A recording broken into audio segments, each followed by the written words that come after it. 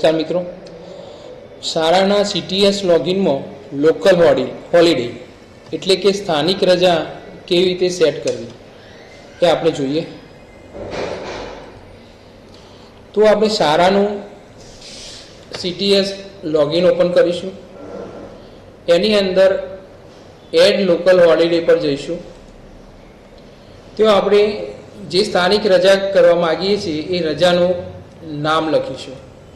દાખલા તરીકે અહીં આપણે અષાઢી બીજની રથયાત્રાની રજા કરવા માગીએ છીએ, તો અહીંયાથી આપણે અષાઢી બીજ રથયાત્રા એવું લખીશું. અહીંયાથી સ્ટાર્ટ ડેટ એટલે કઈ તારીખે રજા રાખવાની છે તે, અને એન્ડ ડેટમાં પણ એ જ રજા રાખીશું, એ જ દિવસ પસંદ કરીશું તારીખ.